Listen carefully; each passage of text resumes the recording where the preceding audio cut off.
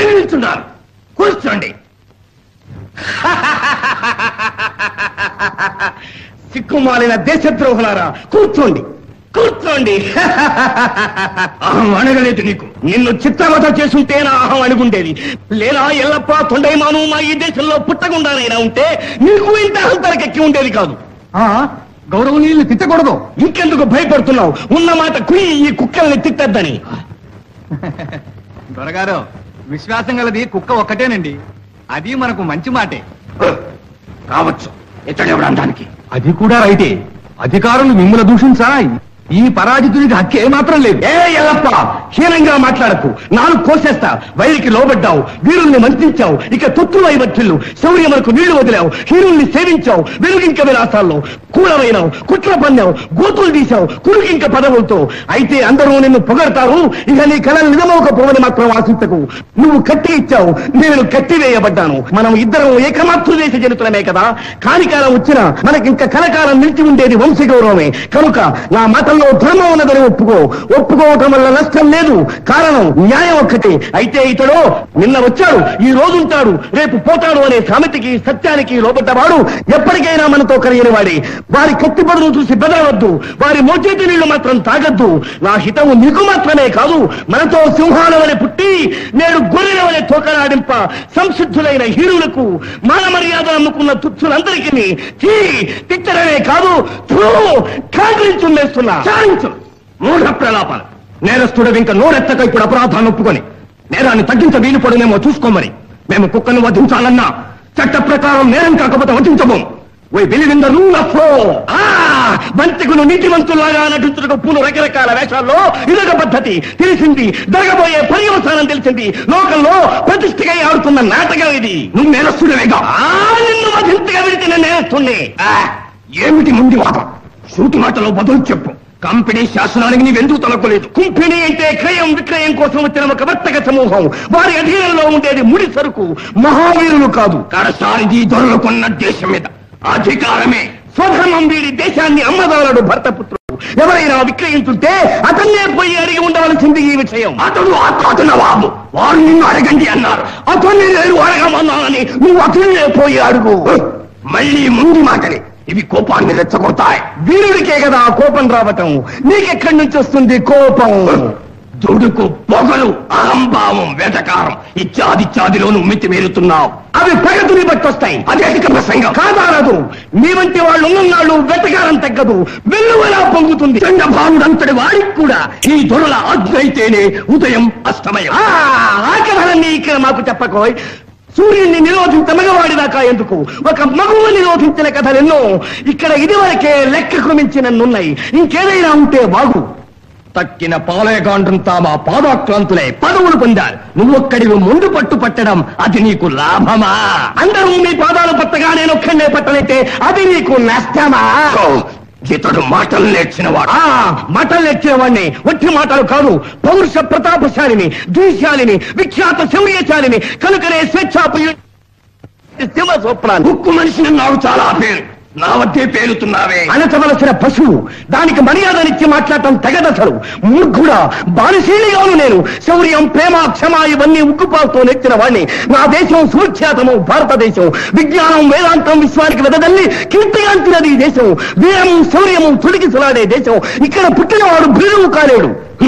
భీరువులైన వాళ్ళు ఈ దేశంలో వాళ్ళు సంకరంగా జనించిన దద్దమ్మల్ని.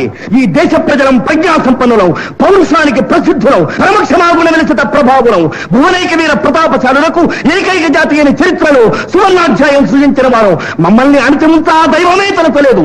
దైవమైన చిరిమి కోరి ఆప్తునిలాగానే మాతో కలిసి జీవించినది కద్దు. ఈ పుణ్యభూమికి నాడు వ్యాపారానికి వచ్చిన మీరు నెక్కవేషాలేసి తోకలాడించ తయారయ్యారు. కాలం మీకు నాడు కలిసి వస్తే నీతివంతులు మీ కాలు పట్టి జీవింపదాలను. ఈ మాటని మనసులో ఉంచుకో. చాలించి ప్రగల్భాలు. పైగా ప్రతివాదంతో నేరాన్ని కూర్చేసుకోబోతున్నావు. ఇప్పుడే నేను తీర్పు ఇవ్వబోతున్నాను. జీవితం మీద ఆశ అనేది ఉంటే ఒకే ఒక క్షణం నీకు వ్యవధినిస్తున్నాను. క్షమాపణ వేడుకో. క్షమాపణ చెప్పేదా? నా చేతులు బంధించబడ్డాయి ఇంతవరకు నీ తనాన్ని ఛేదింపకపోవటానికి. నా తల్లి విని ఉండవలసింది ఈ మాట. ఆవిడ ఎంతో ఉజ్జురాలైన పెద్దపురిలాగా నీ మీద పడి ఉండేది. ఇప్పుడు నా తమ్ముడి చెవిని పడవలసింది ఈ మాట. తక్షణం నీ బాణతల ఒక్క వేటలో సీమకు ఎగిరి పతుక్కున పగిలి ఉండేది. లేక మా మహాకవి మాత్రం ఇక్కడున్నా అతని వాగ్బాణాలకి నీ నాలుక తెగి కింద పడేది.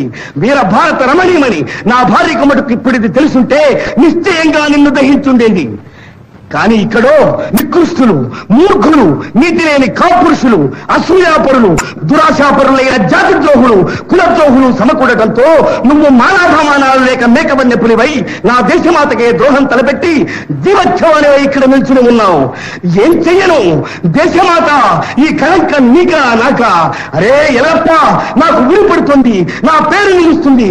అయితే నీ కథో చరిత్రే చాటుతుంది. పో, ఇతను తీసుకుపోయి ఆ చింతవాన్ని తమ గురి చేసేయండి. Thank him!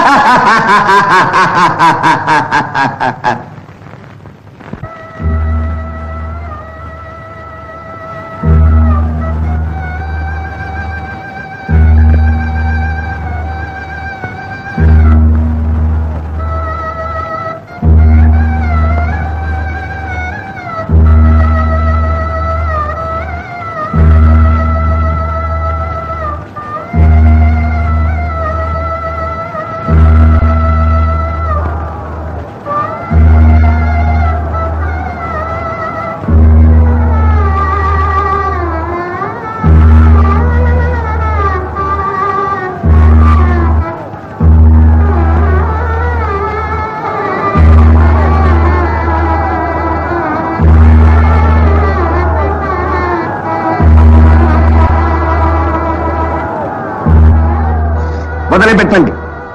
వీరయోధులకు ఉరికంబం పూలపాను.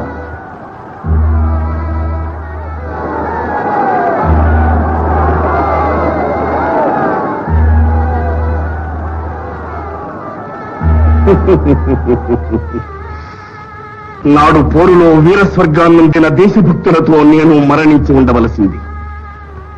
కోటను వదిలి వెళ్ళినందుకు నాకు ఇలాంటి కటిక చావు సరి అయిన మన్నన. తమ్ముడు అజేయ సింహమా, ఈ తుది గడియలో నిన్ను చూడ ఆత్రంగా ఉంది. నాకు ఆ భాగ్యం లేదు. పరమపావని భరతమాత, నిన్ను విడిచిపోతున్నానని నా విచారం. దేశద్రోహుల వల్ల నేడు నీ శిరస్సవనతమైన అచిర కాలంలో దేశభక్తులెందరో నీ దాస్య శృంఖలాలు ఛేదించ ప్రతినపూని వస్తారు. నీ ఖ్యాతిని వర్ధిల్లా చేస్తారు. అదే నా నిరంతర వాంఛ.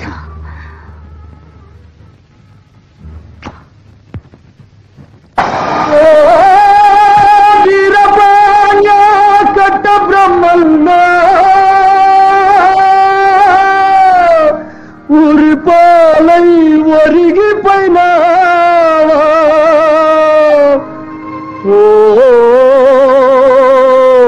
వీరపాండ్య కట్ట బ్రహ్మన్న ఉరిపాలై ఒరిగిపోయినావా.